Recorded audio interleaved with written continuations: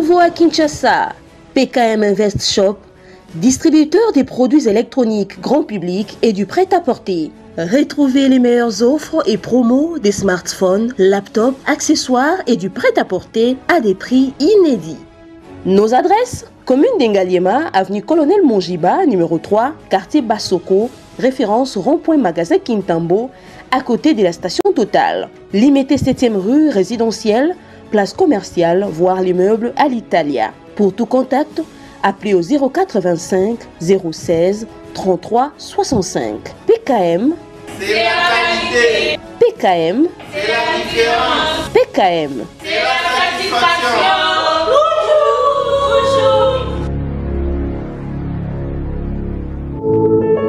Puisque nous sommes tous Congolais, nous n'avons qu'une seule nation, la République démocratique du Congo, notre patrie. Nous avons le devoir de l'aimer et l'obligation de la faire développer à travers notre sens patriotique et nos belles actions. Chers patriotes, il est temps. Rejoignez-nous dans la campagne citoyenne et éducative de sensibilisation sur le changement de mentalité.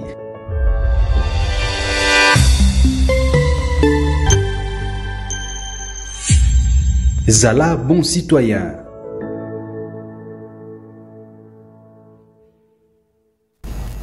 Soyez le bienvenu, fidèles téléspectateurs. Une fois de plus, nous vous disons merci, chers Congolais. Vous êtes très nombreux. Vous nous suivez de partout en direct de votre chaîne YouTube au Centre Télévision. Et vous nous suivez aussi sur Delcas Télévision. Je suis en train de lire déjà des messages. Je n'avais pas encore commencé l'émission.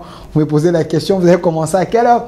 Alors, il est ici avec nous. Lui, il s'appelle la prophète Élisée Kongolo. Il est responsable de l'église Camp des Vainqueurs. Il est devenu père pour plusieurs, mentor pour plusieurs, parce qu'il enseigne la parole. Il est ici avec nous. Vous êtes déjà habitué pour chaque mardi à 20h et samedi à 20h pour les enseignements avec les prophètes Élisée Kongolo. Alors, il est ici avec nous. Prophète Élisée Kongolo, soyez le bienvenu. Merci beaucoup, Père Delphin. Bonsoir. Bonsoir et bonjour selon Mboka Batouaro Rolanda Bisso, Okay. parce que nous sommes en direct sur YouTube, au Canada, en Haïti, en Espagne, dans les pays d'Afrique, dans la province, Rolanda Bisso. Sujet est bénir Batou et Bélé. Merci. Parce que nous avons un appel à Batou et Bélé, Batou et Michel Banda Ernini, Balanda suite, deuxième partie. Je rappelle à l'opinion et dans le public qu'avec Prophète Élisée, il n'y a que les enseignements. Il y a des sujets, ceux qui touchent, tout ça, là, nous des émissions. Première partie. Oh, week-end de 3. Week-end de 3. Première partie, deuxième. La troisième, papa lobby. Les lots, tout ça, la deuxième partie sur les 8 manières que Dieu utilise pour délivrer son peuple. Les 8 manières que Dieu utilise pour délivrer son peuple. Alors, avant Tokoka na ko continuer, na za na posa na zonga na régie, pour faire ça en spot il y a église Camp des Vainqueurs pour te toka na kokota na 4 ya émission parce que mambo le bezeli bi le bolanda nan spot amoy le barani. Parole pure, un enseignement sans mélange.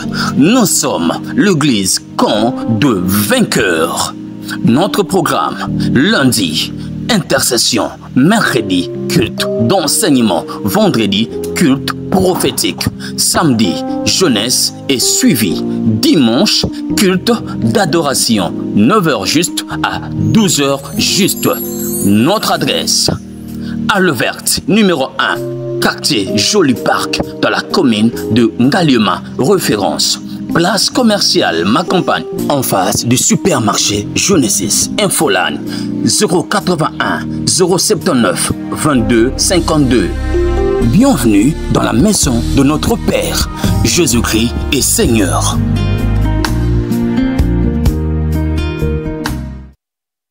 Voilà, de retour sur ce plateau, tout ce spot pour te beaux programme, il y a culte, programme, il y a église. Alors, prophète Élisée Kongolo, deuxième partie, les 8 manières que Dieu utilise pour délivrer son peuple. Moto arataki biso, tozo ngana mo mukena sima. Arataki nini, arrêtez nini émission à liboso avant de avancer.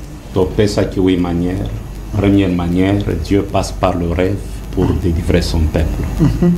Exemple, à la naissance de Jésus, Dieu a montré par le rêve à Joseph que Botikala Awate, Bokimana Égypte, parce que Hérode a zolinga koboma mwana Jésus. C'était leur délivrance. Deuxième manière, on a parlé que Dieu passe par des anges pour nous délivrer. Des dimensions des anges physiques et des anges invisibles. Daniel a prié pendant 21 jours pour sa délivrance. Dieu a dépêché Gabriel pour délivrer Daniel. Jacob a dit, le Dieu en présence duquel ont marché mes pères, le Dieu qui m'a gardé jusqu'en ces jours, l'ange qui m'a délivré de tout mal, bénisse ses enfants et qu'il soit appelé de mon nom et du nom de mes pères. Troisième manière, nous avons parlé de la prière sincère. Une prière basée sur la foi et sur la révélation. Lorsque la prière elle est sincère, surtout la prière de la nuit, et que vous associez aussi la méditation, vous lisez à haute voix la Bible, il y a des choses qui quittent nos corps, des esprits qui ne supportent pas la parole révélée. Une prière sincère, une prière de la foi. La Bible déclare, tout ce que vous demanderez en priant, croyez que vous l'avez déjà reçu et vous le verrez s'accomplir. Une prière de la foi, une prière sincère. Et Sengara pasteur, tu peux prier toi-même, tu tombes, les esprits sortent. Te belé va vivre expérience. Quatrième manière, nous avons parlé des prières des jeunes. Jeune paix et l'ongolakaba démon. Jésus a dit, ce genre de démons, qui n'a qu'à la prière, il y a jeune. Cinquième manière, la parole, lorsque la parole pure, une bonne parole est prêchée, la parole aussi délivre. Yango mona en pleine prédication, sixième manière, on a parlé de la révélation.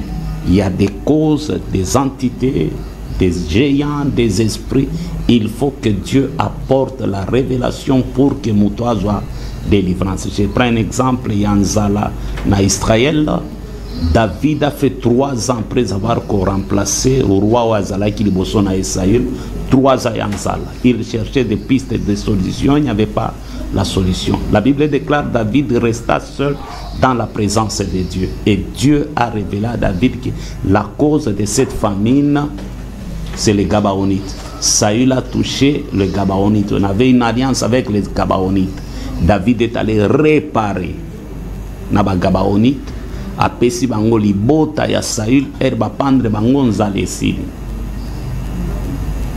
Septième manière, nous avons parlé lorsque tu rencontres un vrai homme de Dieu. Un homme qui a l'esprit de Dieu, il peut aussi t'aider à obtenir une délivrance. Et huitième manière, c'est Dieu lui-même. Lorsque Dieu voit que tu es important pour lui, au lieu de passer par toi, Dieu te saute, il part tuer tes ennemis. Abomi bango pour que osa délivrance. Huitième manière. Donc, Dieu peut te laisser dans les combats, mais pour te délivrer, il part à la source. À la source. Je donne un exemple pour que tu enchérir l'idée. Israël a zobundana ba Philistin parce qu'on a oublié l'arche de l'alliance. Ayena arche, ba beti Israël ba botoli na arche. Israël a tikali na mao. Mais ayeba kate ke zalaka stratégie en Zambie. Ba Philistin ba zui arche ba ke ko chango na ndako ya Dagon. Oya zalaki Nzambe na bango. Et le matin ba puti Dagon face contre terre azo adoré arche. Ba la musie ba che li susu bien lobi nango ba puti Dagon azaya kobukan. Ndemba la liboso Nzamba beta peuple mubimba na pota libu. Hémorroïde banda kuna. Ba bandi ko kufa ko bela bae ko zwa résolution lobi c'est parce que to simba qui arche. Les prêtres ont donné une révélation que bossa la offrande tozongi sa arche na mboka na bango, c'est-à-dire on n'aide pas Dieu, il se défend lui-même. Nzamba zana batu oyo soki bitumele kin niveau Nzambe ye moko akotaka akeko boma pour que muto azana na délivrance. Armée ya Pharaon ezolanda Israël pour na koboma Israël. Nzamba kita aboma armée mobimba pour que Israël azala délivré. Jacob bazolinga ba boma ye pa ya beau père na ye. À quelques mètres et à battante, la Bible déclare que Nzamba Bimela, beau-père et Jacob n'a pas dit, je ne te permets pas ni de dire en bien ni de dire en mal quelque chose contre Jacob, sinon je vais te tuer. Donc Dieu lui-même peut descendre pour menacer tes ennemis et les tuer. Il descend pour tuer tes ennemis afin que vous en ayez délivrance. La Bible le dit à cause d'un juste Dieu capable d'exterminer toute une nation. Et pour le bac, le mot scandalisé qui batu, que je suis en moto à Boma batu, que les ganzam basalité. Azate. Batunso a qui était prophète au Kenya qui est plus loin. Na Kenya qui est plus loin. Oyoka li solo à Sodome na Gomorrhe. Oyoka li solo ya marche à Israël était. Bao nyonso babima na Égypte bakota te. Une nouvelle génération de kota. Bible zolo bape c'est par la foi. Et bele ba mona kana. Ba saliwa yango de loin. Na promesse ya kana me bakota te. Combien de fois Nzamba aboma mokili a détruire mokili? 3 fois. Oh ya turo ekozala la 4e fois. Donc ça na ba habitude na ye, ba jeune na ye. Honnêtement, makambo to mo na Los Angeles Papa, Los Angeles soit cette femme qui sait jouer de Dieu. Dans Walobi ki Nzamba 0. Na ville oyo. Nzamba zalaka te, Nzamba zana place te. Yango la ki sait que mabele zayaye. La Bible déclare il soutient la terre par sa main droite. OK. Yango Nzamba la ki sait. Donc Dieu, pour son honneur, pour ses enfants, il est capable de terminer toute une ville. Pour un sang, il est capable de tuer pour être oyaye, azala, épargné. Oui. Donc, combien plus forte raison, Otomoni, dans Los Angeles, parce que il a été coté 0 dans Makambo ya Batou par rapport à son honneur, ville Mubimbeziki. Eziki. Merci. Alors, prophète disait Congolo Makambozi au Lobana, ils ont dit Tobandaka au minute tika la Ramouké. Alors aujourd'hui, ils ont dit deuxième partie. De quoi ça n'a pas le ah, mais papa c'est assis oui manière nyonso, mais de quoi ça n'a pas ça ba profondeur, il y a ba manière au to développer car on mingi na émission à Liboso qui est na Delcast au centre TV to na Élysée Congolo Télévision au Betty, vous allez voir cette émission et là Rolanda partie à Liboso au to zali ko évoluer. Alors aujourd'hui bateau va retenir nini na deuxième partie. Est-ce que se baser sur oui manière ou to que na ba pratique? Maintenant, toujours qui n'est pas pratique, d'abord parce que le premier numéro te expliqua comment on ne peut pas parler de la délivrance sans toucher les possédés. Mais aujourd'hui, qui ça un mode opératoire où Satan utilise pour posséder les gens. Est-ce que ça dit kotombola été non, non. Abibino va pasteur beaucoup mieux kotombola. On a fait pas ça. Les gens qui prêchent plus les diables, la délivrance, c'est comme si vous avez la publicité. Moi, je suis une vidéo. Je au prophète, alingi susu abanda susu ko tombola susu diable ko la. Mais est-ce que vous avez une différence de biso tozo tombola diable était tozo déshabillé. OK. Na émission tolobaka que c'est que les hommes de Dieu ignorent sur Satan. OK. To bimisa Satan délinquant. Bah sataniste bah c'est la terre. Oui, n'a-ce pas message au de la ligne. Tu veux ça Satan il a pas problème hein. Pas organisé. Malgré ça, mais toi là qui ça qui bango que Yesu bo sakana na Yesu asa docteur. Hein, Yesu atanga. Oh bolukaka oh déplace bo se bazaka oh Yesu de 12 ans à 30 ans Yesu azalaki mais toi là qui ça qui bino na Bible. Place Yesu azalaki na 19 ans Yesu asala toi là qui ça qui bino. Alors toi quand on a profondeur les pratiques. OK. Tout déshabillé. Parce que ça t'en a amené na bisoté. Bisoté là ça va tout lumière. OK, je vous laisse. Yango zomona papa Delphin psaume 13 le 3e verset Zolobaboy. Zolobaboy. Oh Dieu, donne la clarté à mes yeux, afin que je ne m'endorme pas du sommeil de la mort. Tosimba qui texte de base Nabi César, Lico 8, le premier verset jusqu'à 51. Des places beaucoup comprendre tout le béla qui délivrance ses animes. Délivrance ses changement. Délivrance ses résultats. C'est-à-dire j'étais malade, on prie pour moi. Malade et Syrie. En ce moment-là, on a délivré. J'étais célibataire, on prie pour moi. Nabali, En ce moment là, Kolobake, naza délivré. Na liquid, bazolobela, na ebandeli, ba touché Marie de Mardala, oh Jésus a délivré na 7 démons. Après, tu as kozwa fou de Gadara. Oh, bazalaki na ba chaîne mboka mobimbe banda ko bangaye. Mais tango Yesu aye, ye moko aye kokoya na makolo ya Yesu. Azalaki na bilambate. Après délivrance na Bible lobi, azongi na ba bon sens na ye, alati même bilamba afin di pembeni ya Yesu. Et puis tolobaki ki délivrance ya solo et ça la ka muto akomi témoin, akomi na témoignage, akomi ko sala évangélisation par rapport ya makambo Nzambe asali na vie na ye.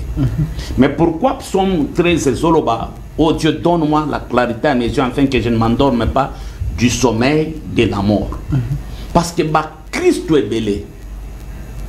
Ba mvuta bango balala na ba sommeil de la mort. Okay. Comment okoyeba ke muto aza na problème spirituel?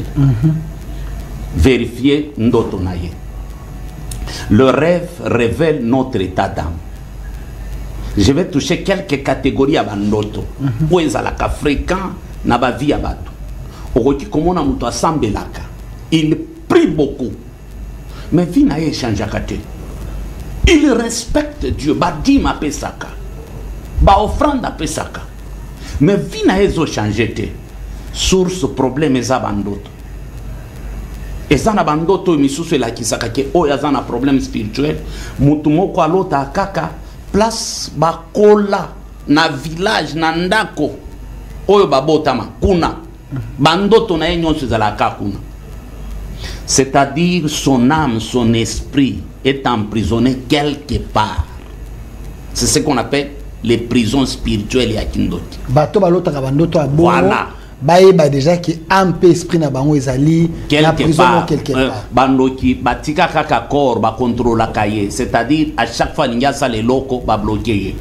Yango zoka David azolo ba retire mon âme de la fosse, retire mon âme de la prison, retire mon âme de la boue. Est-ce que ça te que pour ndako na bangwana linga ngo makasi non, akoli habiter image papa Delphin joie mutoza na poto. Deuxième sorte en d'autres. Muto beta 20 ans na poto. Na milota kaka tiaza na Kinshasa. Et tout na muto wana ko ebiso ke depuis na za na poto même mikanda na zoate. Nyonso na sala ke simba kate. Na tourna kaka place moko ata na zumbong. C'est-à-dire son esprit est ici. O ba esima ba bonga ba lekaye. Papa. Ya koma lokola ka pont. Pont. Esprit na ye eza na Kinshasa. Eza pe na ba ope asi zo même mikanda. Mais makambo na ye nyonso bandoto na ye nyonso za kaka za na Kinshasa. Il est réclamé. Non seulement il est réclamé papa, ba bloqué awa. Ces histoires ya ba prison et bandi les loté. Joie Daniel. Daniel en prière pendant 21 jours, 21 nuits. Dès le premier jour, nous avons dépêché ange. Ange aya kosala nini ko répondre Daniel. L'ange Gabriel. Comme il était descendu sans elle, il arrive quelque part, Bible lobby, roi de Perse Kangi, ange. Ba bloquer ange na prison, papa Delphin. Ange. Oya sumukate. Tant ba roi de Perse, c'est diable. Le diable. Akangi ange. Papa, ange. Au bureau de Pan Bakangi Gabriel. Papa, 21 jours, 21 nuits, Gabriel a Kangama. Pour que Gabriel va libérer, il fallait intervention de Michael parce que Gabriel a bundakate. Ok. Michael ne kolo bitumba. Il fallait Michael a kita va libérer ange, va libérer Gabriel. Mais Gabriel a ça parmi les archanges. Azanet ministre. Il y a communication à l'ola. Mais Bakangi et pas à Satan. Et l'autre, ça la kanga bien papa Delphin. Au 24e jour, tango Daniel assise ses prières, Gabriel rencontre Daniel au bord du fleuve. A Kiti maintenant la puissance. Ba camarade Daniel Bakimi, Gabriel a bandi koye, ça Daniel na français.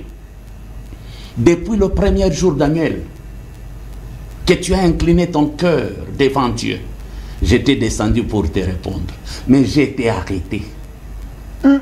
Arrêté. Gabriel parle le français. J'étais arrêté. Et j'ai fait 21 jours et 21 nuits en prison. Si l'ange, le diable a le pouvoir d'arrêter l'ange, à combien plus forte raison ils sont. Donc de quoi on a poto, alors bah tu es en bandoto, et ça le monde spirituel fonctionne avec et Kanga Gabriel. Papa. Lola, Et Kanga Gabriel. Donc, et pas ça, t'en as pas. Na senga kishuga a permettre ngai na pesa ta témoignage muke batu ba comprendre que tozote akaka Bible te, ce sont des choses que to vivre yango pas de problème muto ya vivre makambo te a ko négliger makambo nzambe yango zomona Hébreu 11:6 tango azoloba ba onyoso bazopusana epa ya nzambe il faut ba croire mais ba version ya mabe ba version ya malamu te ezolobani vous devez croire que Dieu existe et qu'il est le rémunérateur de tout ce qui les cherche. Dieu n'existe pas. Dieu. Scandale. Scandale n'a ni scandale. Delphin. Non, Dieu n'existe pas. Ah, pas surtout kaka bongo. Mais laissez-moi le temps de m'expliquer. Continue. Dieu n'existe pas. Ce qui existe a un début, a une fin. Mais Dieu est. Ok. Yango zo ka darbi à l'obiboy. On a que ceux qui s'approchent de Dieu doivent croire que Dieu existe. Mais darbi à l'obi, Dieu est. Okay. C'est pourquoi l'église d'aujourd'hui, au lieu de chercher ce que Dieu est, l'église d'aujourd'hui a besoin de ce que Dieu a. Ok. C'est déjà un problème.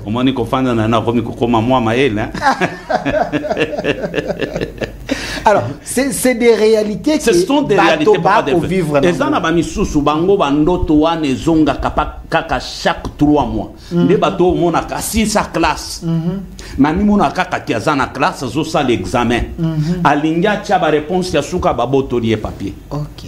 Dans la vie ya batuana, ba vie na bango ezalaka ya ba œuvre inachevée. Basi saka makambo te. OK. Akobanda likambo bien avec succès mais likambo ekobeba kabo. Abandi kotonga ko sisa ndako te ba problème ye. Abandi musala ezo mata après musala esili. Abandi boutique, abandi boutique. À un moment baza ebele. OK. Toza pena ba oyo. Batia bango esprit de mort. Nde bato mona kake azolota ke yazala kana ba matanga.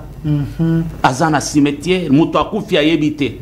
Soit akoti na corbillard. Papa, ce sont des problèmes spirituels. Ozomona ke bazo bomaye à petit feu. Okomona bato bongo ba perdra ka bambongo. On ne dit pas ces choses pour que tu éleves Satan, papa. Muto azoteka na kati ya maison na yoma bongo. Mena teka ke bele mbongo eke wapi azo ebate. Papa, ce sont des réalités spirituelles. Okomona même ba pasteur misusu. Baza na la base ya ko vivre babiloko oyo ngana lobaki awa mutu mususu atuna kinga papa toi un docteur en parole 4 ans et dit pour te dire que je suis un humain 4 ans na lota ndoto wana pendant 4 ans chaque jour chaque nuit na lota ka ya ba forme nyonso el moko zana cercueil el moko moni ba oncle na yo ya bando ki bakufa bazotinda yo na cimetière el moko moni ke bazosala yo matanga olamuki ko olamuki na ndoto zolo na kufi pendant 4 ans. Et ça pena batu mususu azaka so alali aloti alamuki waka pena pema. Mais c'est comme si pena eloko ngo pena yango na zo biso que le rêve révèle notre état d'âme pendant 4 ans. Nini na sala te papa Delphin. J'ai vu des prophètes mais makambo wane banani ndengeni. C'est pourquoi nous devons éviter de servir Dieu avec des sentiments. Okay. Paix à son âme, grand wana Koufa. 2018, toi tu venais chez moi. T'as la vie nazalaki nango. Ozota l'église ezomata. Rose papa, vimo kokuti lopango mituka, vimo kwa bien. Toi tu venais chez moi. 2018. Sentiment, un grand est venu. Je ne savais pas que ce grand-là était plongé dans des histoires. Okay. Il vient pour autre chose. Je le laisse, ma chère, papa, lâcher de l'église. En prêchant. Il prêche, il prêche, il prêche. À Koufa, quand on a dit paix à son âme, que son âme repose en pièces. Hein? Papa, accueille. Nami soit ban église plein. Il m'invite, viens ici. Azuma futa sopelinga. Toi, tu venais chez moi, sur le bureau, il y a église. Pas la différence avec le bureau à ministre. Tous les jeunes pasteurs et les pasteurs s'inspirer et pas nangai. Au côté Kitambo, c'était la première église au côté Kao. Bato se confondre dans la salle de fête, papa de fête. Au talindeng église ils ont avancé, papa. Les jours où papa kolinga mafuta. 2 semaines après, les problèmes ont commencé dans ma vie. Et ça dit sentiment. Sentiment à Koloba qui est grand. Ok. Aîné. Aîné. Nati que les chers. Papa, histoire à vieux prophète, na jeune prophète, n'a vivre yango. Ok. Papa, herba problème bandi na vinangai, na komi ko perdre bambongo. Mituka. Na eko kweya na koluka ba prophète, na eko kweya na mususu aventuré azalaki soi-disant père spirituel ya ami pasteur. A komi koya na ndako biloko yesa na molimo na tumba memba mbetu misusu ya ba $5,000 ba salon au délivrance papa delphin bâtir hôtel boy na bâtir sala boy papa le monde spirituel le monde des ténèbres ceux qui lingué détruire papa delphin ba koti ko rendre yo zoba o baluba baloba ka jingi cha ho Chilei papa chitatakana chibulebula papa delphin on dirait na perdre ma vie sinon so raisonnement papa. Oyebi eloko sala.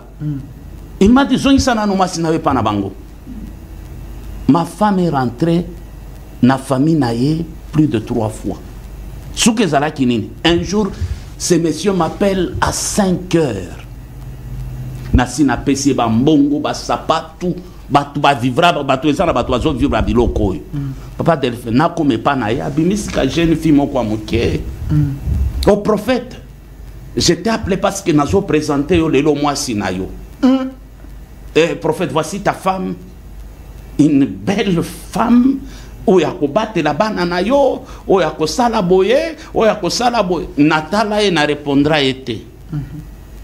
Donc, non, ce cop. Mutozo monazana mbongo ebele. Nazonga nakota na mutuka na lobe lokote. Na Benyamin Arabi, Zoambongo, Madame Zonga. Mais avant Madame Zonga, tellement qu'il n'y a pas de monene, ngai na vi na ngai logo na ebi kolambe zakaka ti. Na meka kolambe simba te na bana ba français olambe, c'est dégueulasse. Comme susu, bato misala bayate na lubi quand même naza mobali na meka kotochone. Delphin na kwe yatala salon na ngawa na kwe ya mabe na bandi kolela na salon mama yo.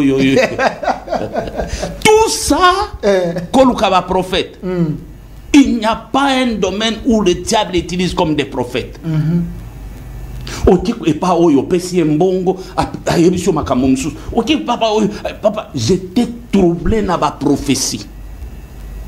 Et na zongi na bengi na ebisie ngape na zamusakol. Je ne veux plus te voir chez moi. Mais avant tout na niveau wana mbongo azumu comme sous aya elisinga mone na ba jeep nyonso za nango na ndako. Il faut pesa kaka jeep mo bruka hebisanga kana pesa jeep azoko kate.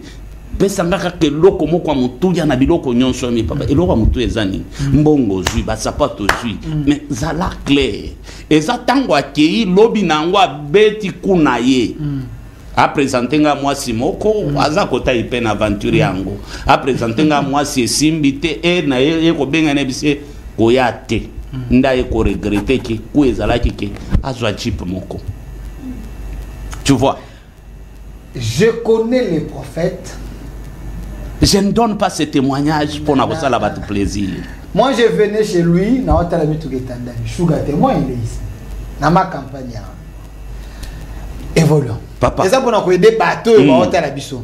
Et belé batomba na ma campagne. Papa, pourquoi sentiment? On ne sert pas Dieu n'a pas sentiment. OK. La meilleure façon de servir Dieu, il faut écouter Dieu et rester dans la volonté de Dieu. OK.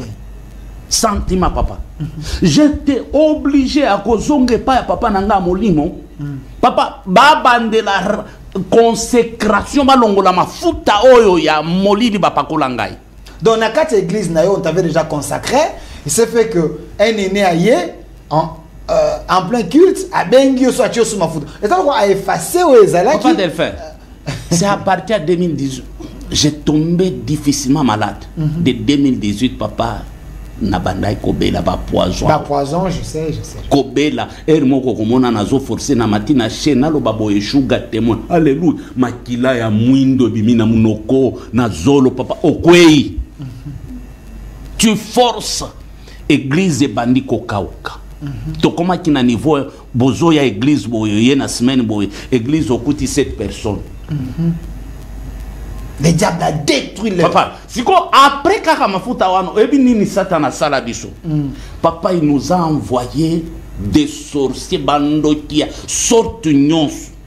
Kaba signe na bango ekomi wana. Papa ba déplacer nsambe ba tchetron bando qui ba sorte nyonso ngai soki lelo bosali université des sorciers je suis capable à couper sa cour na makambo na mona ki na ba sien so okoti na église okoti signe oyo eza sorcellerie communautaire so okoti na église okoti sorcellerie eza sorcellerie planétaire so okoti na église boy okoti signe boy eza sorcellerie communale papa na moni bando et puis na yaki kokoma neti politicien chaque dimanche tozalaka na ba réunion moko ya buzoba papa defe tala bando kebele na église tota ba réunion buzoba ezate ba réunion bo fanda bo discuter église ko avancer ndenge nini eza ba réunion ataki ngai atala kingai to sona ki boy papa chaque dimanche envoûtement et papa envoûtement bokota kamakam et boko banda réunion wana papa 13h 16h 17h ndozonge pana fatigué papa église ya ndenge nino chaque dimanche za kaka réunion ra réunion papa eko consacré nga lisusu nde place na sambela Dieu me dit na kobenga na bato nyonso ya mabe na église papa nzamba bandi kolongola bato na ba oyo na kana teki bazalaka na kindoki babandi kokende. Et depuis bakenda to kokoma 2022 ba lo ya suke kena na 2023-2024 o batikala kike na ba force mais lo ya suka nzamba memi bango to pema papa ba réunion za la kalisusu bokoti bosambe vous savez manque ya délivrance nous sommes privés même de la présence de Dieu et de la révélation. Un homme qui n'a pas obtenu la délivrance, il a du mal à entrer dans la présence de Dieu, ni de parler avec Dieu. J'ai forcé Papa Delphin, qui va t'inviter encore? Le diable a suscité même des amis que j'ai appelés, des amis qui étaient trempés dans les noirs. Babazo Lukasiko Liwana yo babo mayo. Enfin, nous sommes Élysée aussi là. Yo les logo mi konguzanga ba 50 000 balles. Ah petit carrière civile yo petit. Ba deko ba olanda biso moko alobi peut-être ba metuna ndako ndenge ni na kati église prophète andima ba benga na bandoki mais eza église ezalaka lisanga ya bancien ex mauvais ceux qui baye nzambe faut transformer bango ba comme bato asika mais vous les chassez kindoke saka esprit na chassa bango te c'est Dieu qui les a exposés bakenda à sa manière bakoma kiko swana bango moko ba secret zobima kutu yondo chela papa poison yondo sala boy d'ailleurs yo yaka na intention ya kokwesa papa yo yaka des problèmes comme kobima to fana na ba sugar boy de 0 jusqu'à 35 ans mutu soki azana kindoki c'est facile to ko récupérer na ebi soki na ko pesa cours ya sorcellerie parce que na moni ebele de 35 ans komata et comme capacité ndokiatika atoyo ki mutu lelo ba pesi un message à lobi que oui nazandoki parce que la sorcellerie ce qui mutu allié ango ya ko fanda na moto ombri naye des places sorcellerie fandaka et ndoki so ki alingia boma mutu baibaka ombre ya mutu yango mona ka kindoki ba travailler kana maluba. La première roue de la sorcellerie c'est la parole.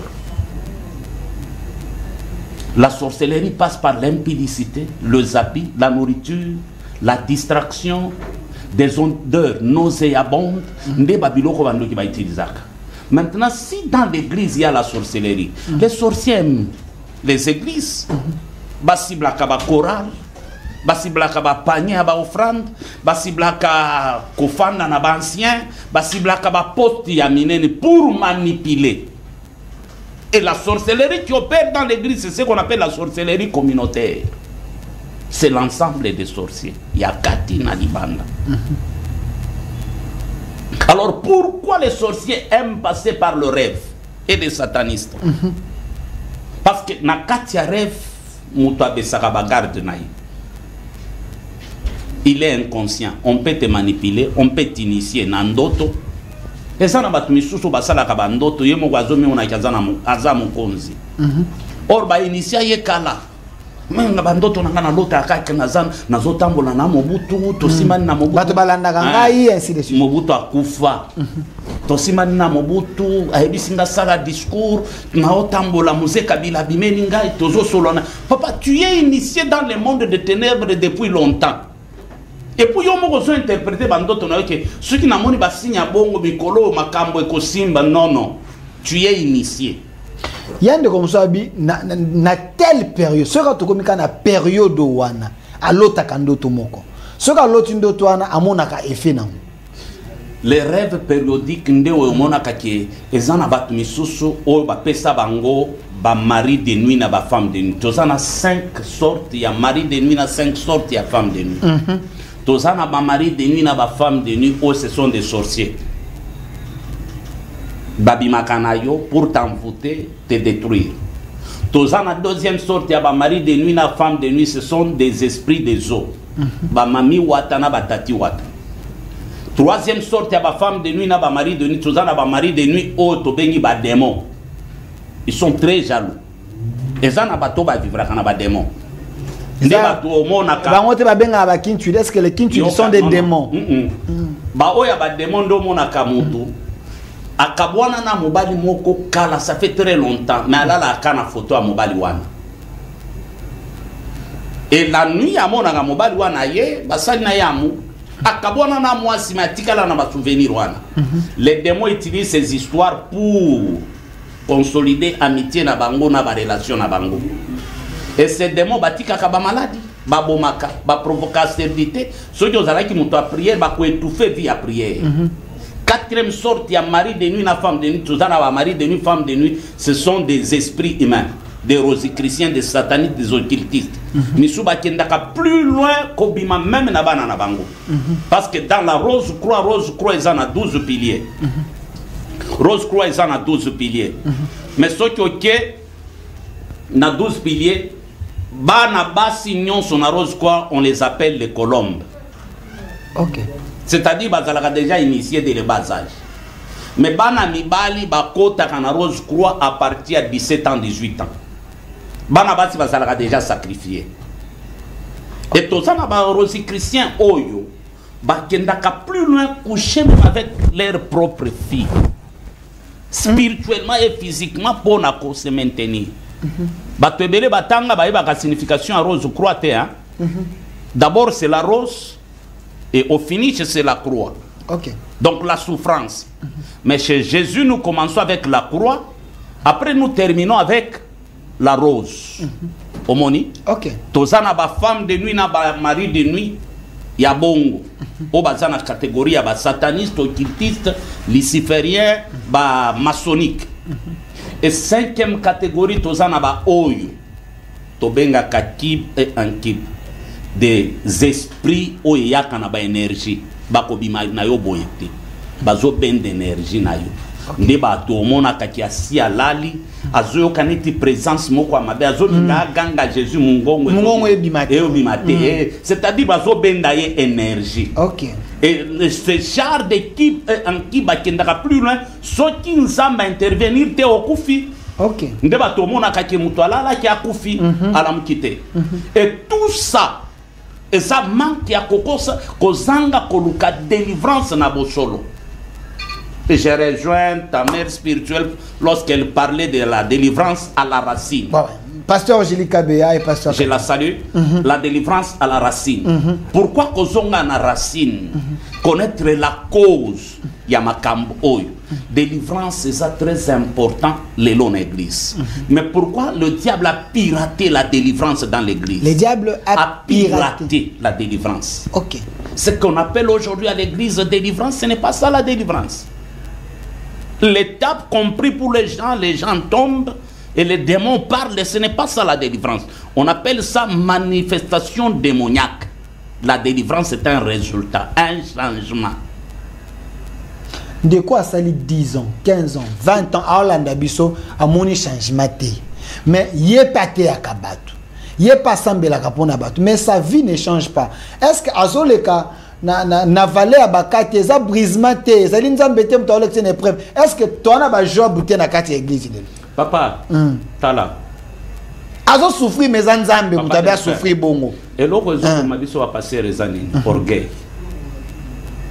Nous avons des pasteurs au Bazo Salaba dépression. Ok. Nous avons des pasteurs au Bayo Kakaba voix Namituna Bango, de voix démoniaque. Nous avons des pasteurs, il y a 5 catégories, il y a péché ou comme abomination. 5 catégories à péché. 5 catégories à péché ou comme abomination. Batunion sur basala avortement. Balongolisa. La caméra partout vraiment. Ba jeune fille, ba jeune garçon balongolisa, ba jeune fille, bangope balongolisa ba zemi papa. C'est déjà l'abomination. Ok. Ce sont des criminels. Makila et réclament kaka vengeance. Okay. Ce genre de péché, on arrange ça uniquement avec l'offrande de culpabilité. Okay. Deuxième catégorie, où est makabatu na abomination, izabato ba vivra na ba inceste. Obimana leki na yo, obimana cousin na yo, obimana cousine na yo, obimana parenté mogo na yo.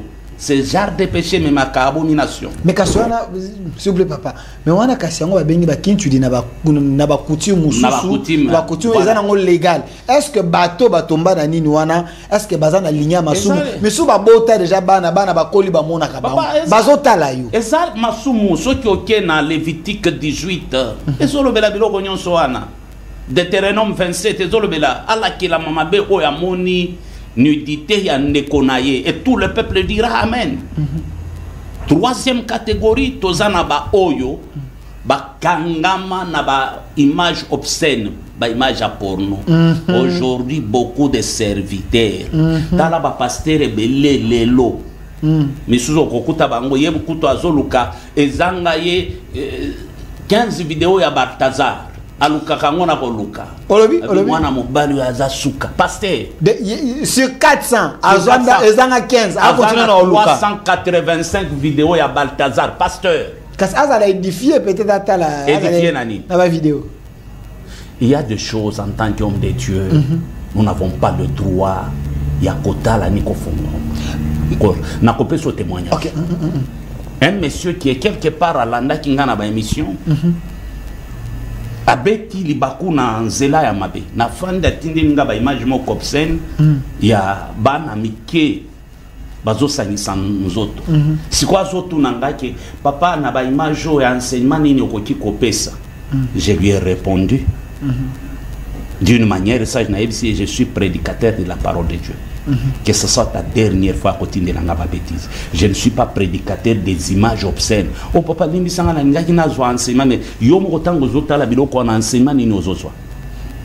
je suis condamné à prêcher la bonne nouvelle. Tu vois. Derrière de films pornographie, il y a un esprit. Papa. Parce que nous parlons de la délivrance. Merci. Pas manière. Des mots à Zalakana boîte de nuit. Naba bar, on l'appelle Ariman. Nde demo bo fetaka ya Saint-Valentin. Yo sio mona mutu akoti na bar na $1000 abimi na $1000 wana. Mbongo esila kaka. C'est presque le même démon oyo azalaka na drogue. Les lois na batu bazo se droguer na ba image ya porno. Tango zo tala yango ezo mema ba mari de nuit, ba femme de nuit, ezo créer ba biloko misusu. Ba présence ya moni yango zo mona ba pasteur belé c'est parmi ba porte ya initiation ya occultisme. Bango ba ozo expérience. Papa, tous les satanistes aiment le sexe. Les sorciers aiment le sexe. Ceux qui ont pasteur a commis accro na sexe. Yango na yebisa lelo tozana ba pasteur ba koma ba sexologue. Du haut de la chair aux opés, ça même pas position. Endurance. Yo musali na nzambe. Dieu t'a appelé pour ça. Te ya lobi ete ba parents nanda ko bokokate église pe enseignaka faut toter ya biloko na po soki bango ba teite ba ke ndoko yekola on école ba ke ndoko yekola pa batama be ye moko parents spirituel fate ya bana na yebo maintenant tango zote ya bongo mwana ya 12 ans azoyo ka biloko ona zo chana ya mutuna enini la foi vient de ce que on entend ce qu'on entend vient de la parole de Dieu. Tango zo enseigner comment séduire un homme mwana ya 12 ans za na église wana opesieni otinike wapi. Donc le diable a plusieurs manières d'œuvrer pour Papa, il y a un autre expliquer. Il y a un autre expliquer. Les lots battent belé. Ba étouffa molimo mo santo à cause il y a ba porno. OK. C'est parmi ma péché abominable. O ba étouffa molimo mo santo. O mona mutu azana téléphone papa azo mata même en extase. Azo seka ye moko amika ngeli na chambre. Je t'ai parlé de faux pasteur misu na zana bango baninga. Un jour na fani na Safina boy. Safina zo salanga na eloko na téléphone na tala boy image moko ba bêtise écoute. Qui m'envoie un pasteur na soma et mabe. J'ai demandé pardon à ma fille na soma et mabe et j'ai bloqué son numéro. Et ce genre de pasteur, okokuta bango, basi bayebi banzembo nyonso ya mokili. Ce sont des païens tout faits. Okoyoka bango bazana ba identité misatu. Soki azana kinkola za colonel. Soki azana ba bichi misusu aza député. Babimisaka identité ki pasteur te. OK. Moko abetelanga lisolo ki ba mema ye kaka boy na villa. Eza na boîte boko yambaka ba pasteur na ville. Boîte wana ezalaka soki bokoti boko bima lisusu te foko bimaka 5 heures. Hein?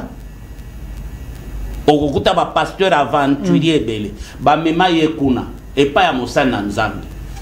Basala kanyonso afandi na boîte wana zoko kate a créer ka problème alo pardon atika ki $10,000 na mutuka.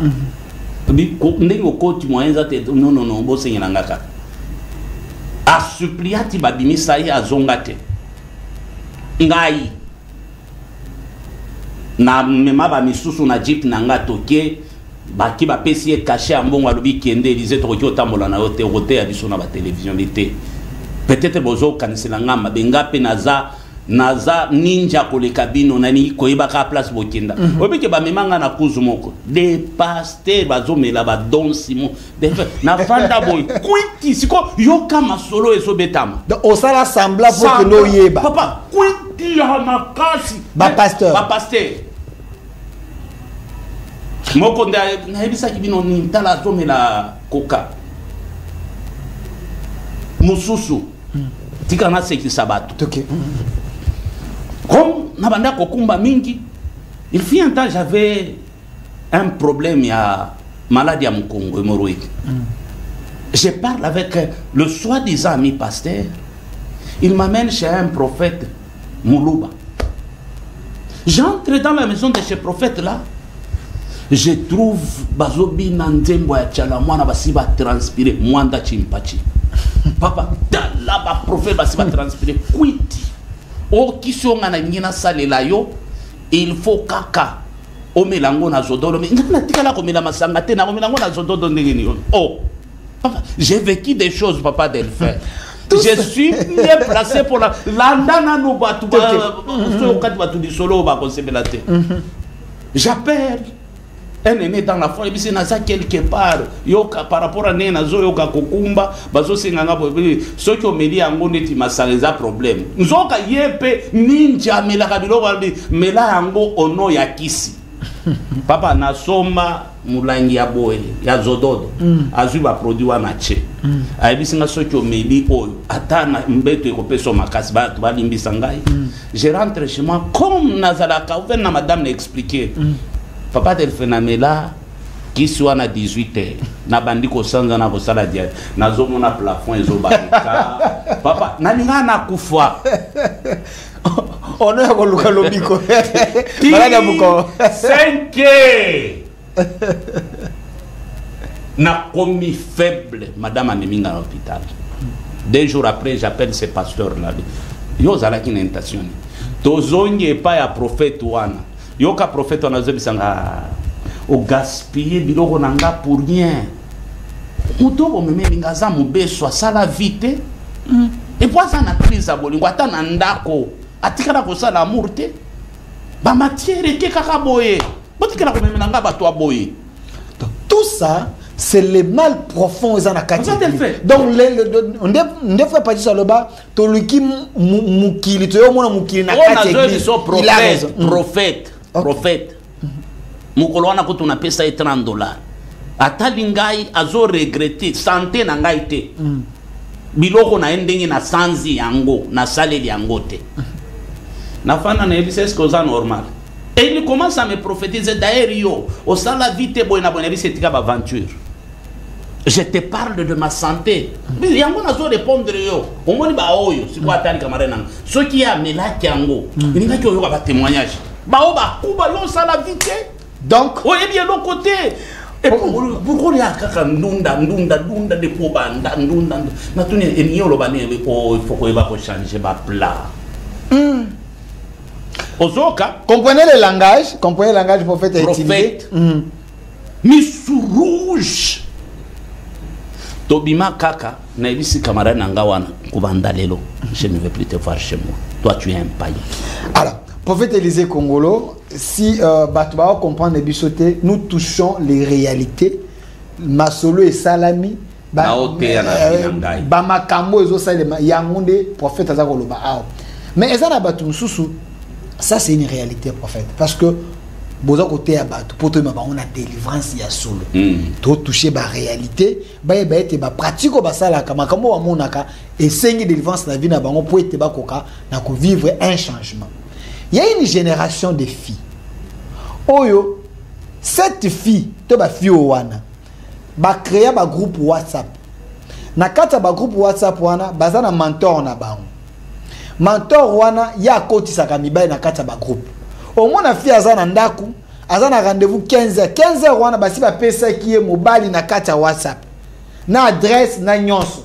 Azo bima na ndaku yo kansa ki ake rendez-vous ya mobile. Ces filles là, baza plus bana ya ndaku, plus au condimate. Na milieu na biso ba journaliste, je connais de quoi je parle. Makamona na loba na yebi. Les gens moi c'est VIP au bengi aye au sili sozimbo au PC. Mais quand vous regardez ces filles là, la majorité baza ba sœur na kati église, baza bana ya parce que ça va poser nzoto ndeti na bango basala babilo kwana. Est-ce que ces gens c'est aussi un démon à s'installer? Il y a un esprit ou bien comment? Bango ba fi wana balobaka ba fi ya badil. Baza na posa bolingote. Oye opesi apesi. Mais soukezani elle bako banda ko luka libala ko bota. Nzamba pimela ka bango libala. OK. Nzamba pimela bango ko bota. Ndo mona ba fandi na église bazolela. Ko tubela pe atubela te. Ao kufana ba secret na ye. Toza na ebele ya bakao. Misusu toyebisa bango misu bakima église. Onga na kokokate.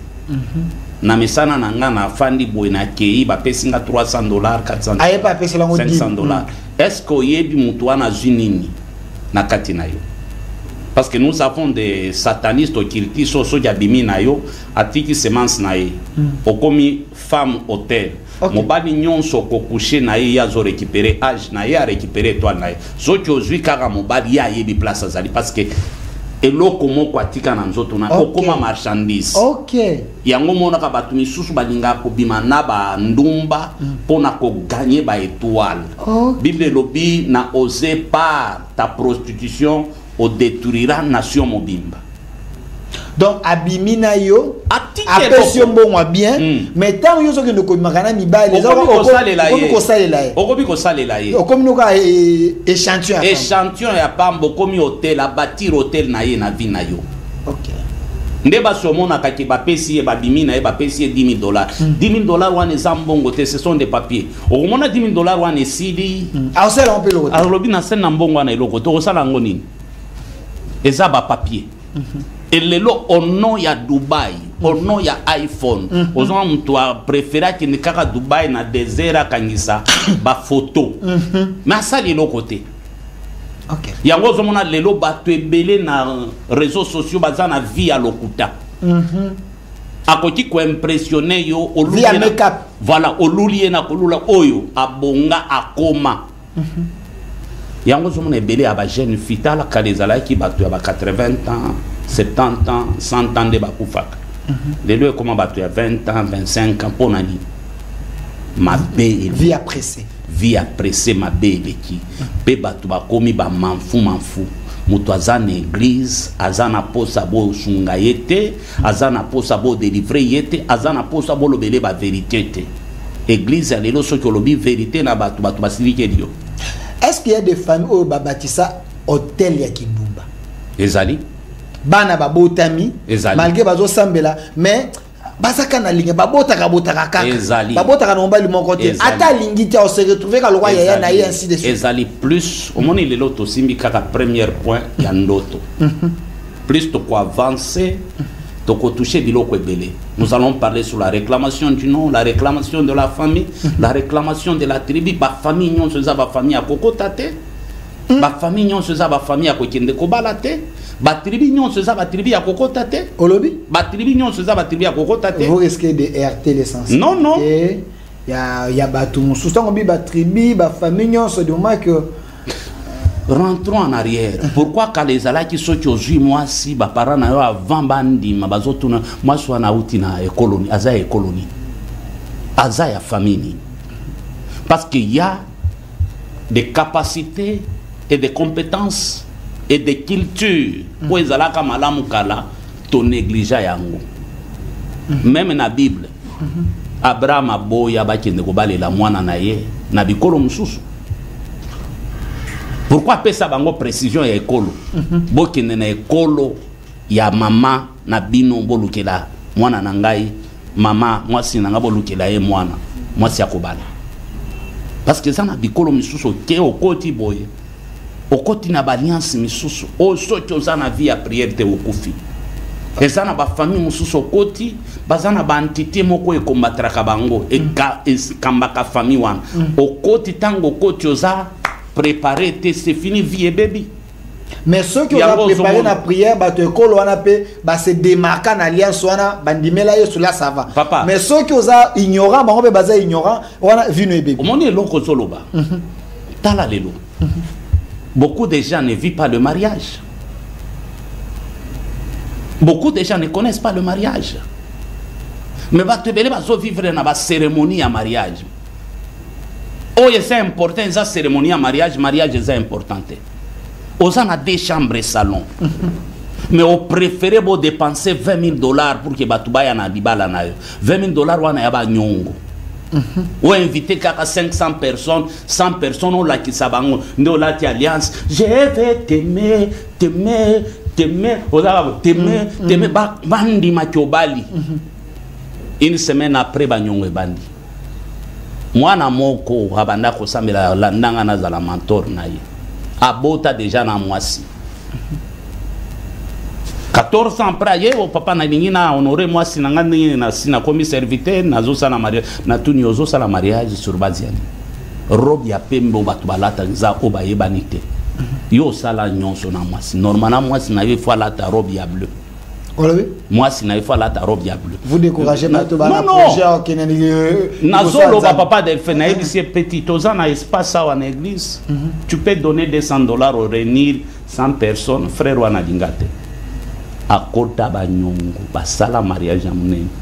Une semaine après, Bayeko Bengana Bango Nandako. Le frère dormait à l'église. Moi, c'est Zonge Panabango. Tu vois des bêtises. Combien les lots bazo bala na ba faire part d'autres à la faire parte d'autres à la moto qui a moto so que bala na faire part papa Delphin c'est fini. Combien aujourd'hui va vivra qu'amour te va vivra qu'à sous les rapports sexuels biloko atalaki na ba film porno alinya appliquer yango na libala. Ce sont des choses où ils ont entraîné ba démon. Na boko ça on a polémique Denis les aloba biloko batala na ba film na bomwa na siko ba ko appliquer là moi. Pour appliquer encore na kimukolo. Entre parenthèses, prophète Élisée et Michel Lolo, je sens que mambo isilité.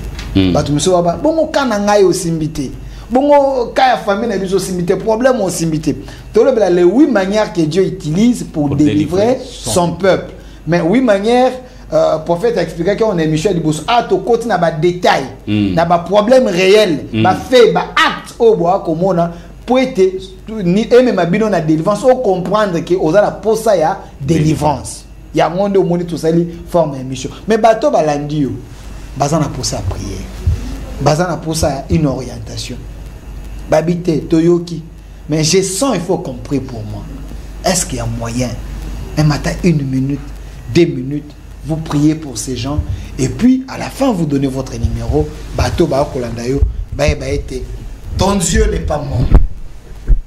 To bandaki na ba pasteur déjà samedi à l'élo to bandi école de Benjamin pour na ko partager connaissance na ba pasteur samedi lisusu to kozala tu es un pasteur, tu as un problème, viens, nous allons partager l'expérience. Ozana posa basilabis, appelle-nous toko pesa yo basilabis soit toko soma basilabis.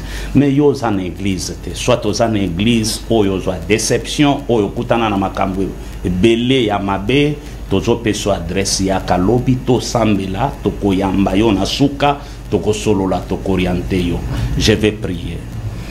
Zambe na bomo yondo salanga grâce na bima na maboko asata do délivrance.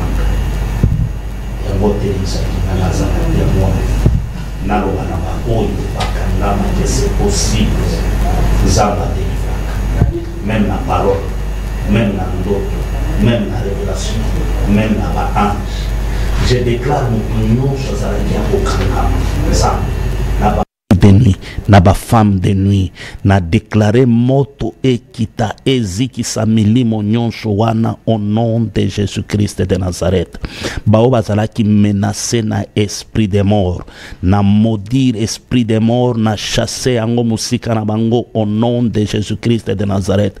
Bao bazala ki lié na ba image ya porno nzambe, na pesi bango dégoût au nom puissant de Jésus-Christ de Nazareth. Bao babandai koyoka ba voix démoniaque, ba voix satanique, na maudire ba voix wana nyonso pe na séparer bango na ba voix wana au nom de Jésus-Christ de Nazareth. Na lobi moto na yo pendant que nazo sambela e kitanzambe e tumba ba chaîne nyonso e tumba ba lien nyonso oye kanga bana na yo na fukami parce que oza nzambe. Bible lobi l'humilité précède la gloire. Na kiti na makolo na yo nazo supplier yo nzambe o salanga bolamo o délivranga nzambe na makambo ebele salela batu nyonso balandi biso au nom puissant de Jésus-Christ de Nazareth. La Bible déclare il envoya sa parole et sa parole est guérie. Liloba oyo ebikisa mutu nyonso zalaki maladi na maudire esprit ya maladi soki ozalaki na koma bima na koma soki ozalaki ozolinga okata motema na lobi okokufa te, tu ne mourras pas, tu vivras à la main de Dieu au nom puissant de Jésus-Christ de Nazareth. Oya koma ki na désespoir, oya koma ki dépressé, oppressé, na déclaré na lobi liloba oyo ezongi sa espoir. Le même Dieu qui m'a délivré, c'est le même Dieu qui te parle. C'est possible que o soit délivrance, c'est possible nzamba tombola yo, c'est possible nzamba visiter yo, c'est possible nzamba lobela yo, c'est possible nzamba changer tant na circonstance na vie na yo. Na bénir école oyo. Na lobi dans 6 mois tokoyoka lisusu te M23 nanga. Je déclare, Seigneur, pesa mokonzi makasi, pesa eba collaborateur ya bien, bato oyo bakolata vision bakozana na souci ya mboka, nyonso aza mongu naza infiltré, azala exposé au nom de Jésus-Christ de Nazareth. Pambola chaîne oyo, pambola papa Delphin, pambola bato nyonso bazo travailler na ye, au nom puissant de Jésus-Christ. Pambola journée ya lobi Seigneur, mutu nyonso akoya kosambela na biso, mutu mutu nyonso okwatire ye vers biso nzambe akutana na yo amona yo au nom puissant de Jésus-Christ. Bao bazalaki na posa mbongo pesa bango mbongo, bao bazalaki na posa bandako pesa bango ndako, bao bazalaki na posa mikanda na poto pesa bango mikanda, bao bazalaki na posa stabilité pesa bango stabilité, bao bazalaki na posa mabala pesa bango mabala, au nom puissant de Jésus-Christ. Merci éternel, que ta grâce soit sur nous au nom de Jésus-Christ. Amen. Amen, amen, amen, prophète Élisée. Mon numéro. Le Zali dimanche, numéro, il y a téléphone pour la bande, il faut pas benga pour des problèmes, parce que TV Zali Ngonga et puis programme à Kibuti. 081 079 22 52 081 079 22 52 Yasuka 081 079 22 52 Lobi tozana kilte spécial oza invité Nangai oza na Kinshasa tozana place commerciale ma campagne aller verte numéro 1 ngamona kozala na porte ya église pona koyambayo. Viens prier avec nous. Yako yoka liloba toko consacré 11e mois na 12e mois lobi. Yaka to sambela na yo peut-être nzamba ko salo grâce to orienter yo o obtenir délivrance. TV Zangonga. Bao pe balingi basunga biso to supplier bino. Tozana posa soutien na bino. Na zamu to liboso ko senga soutien te. Na lik 8 Jésus azalaki na basi 6 o babanda ko sunga Jésus na mbongo na biloko enfin que yazalaki nzambe a continuer na côté ya liloba. Que Dieu vous bénisse. Merci, que Dieu vous bénisse. Ce programme à culte et Pessami pe Bolanda Sport na suka émission na place commerciale na ma campagne numéro 1. Vous avez dit culte ezali à partir de quelle heure? 9h jusqu'à 12h. 9h ndeko la nebiso oyoki makambo nzamba lobi na nzela musali na ye peut-être lobi ezali jour na yo nzambe jour akana visiter yo oyebi amote okute na occasion de loko rata ngote lobi na tongo ko vendre la TVT la muka bongama kende culte et so rappelle batin ebelete nzambe peut-être eza jour akanaki abongola makambo na kati ya vino po koyoka makambo oyoki ebele bazungolo ayokate yo yoki pour comprendre. Dieu parle tantôt d'une manière, tantôt d'une autre. Culte c'est ali lobby et puis prophète appelle si numéro na vous verrez la place, c'est lui-même qui prend le téléphone, qui vous écoute, peut continuer la prière de loin, bisika ozali na poto ainsi de suite, il est là, il va vous écouter et vous soutenir. L'émission est déjà en direct sur notre chaîne YouTube au Centre TV et Delcas Télévision. Les soutiens, c'est important. Négato yambaka prophète, il paye l'argent. Si vous avez posé yambaka mardi, na samedi, vous devez soutenir ces émissions. Ezako pambola bana nzambe ebele. Soki to kati yango pombongo ezaki to kosuka wapi. On ne vous demande pas mbongo tolia. Payez juste l'émission. Pasteur Ali Kaka, si vous pensez que vous pouvez soutenir l'œuvre, on ne vous oblige pas. Mais seulement, l'émission, la télévision, c'est l'argent. Moi, je me suis sacrifié na yambaye. Nanzela na yobika. Si toi aussi tu peux faire quelque chose, je pense que vous allez bien. Il a donné son numéro. Merci à vous. Merci à l'équipe qui m'a accompagné. Monsieur le réalisateur, monsieur Massounda qui était là. Merci à vous. Et Papa Enoch côté régie finale. Également notre Edipro Golf qui était là, la main ingénieuse. Également Faïda et Germain. Je vois derrière la caméra ici, comme d'habitude, Papa Chouga, le fils biologique et spirituel. Il y a prophète Élisée. Également, on a prophète Enoch. C'est dernier temps, on a Papa Chouga. Merci à vous. Restez fidèles à nos programmes. Au revoir. Parole pure, un enseignement sans mélange. Nous sommes l'église camp de vainqueurs. Notre programme, lundi, intercession, mercredi, culte d'enseignement, vendredi, culte prophétique, samedi, jeunesse et suivi, dimanche, culte d'adoration, 9h juste à 12h juste. Notre adresse, Halle Verte, numéro 1, quartier Joli Parc, dans la commune de Ngaliema, référence. Place commerciale Ma Campagne, en face du supermarché Genesis Infoline, 081 079 22 52. Bienvenue dans la maison de notre Père. Jésus-Christ est Seigneur.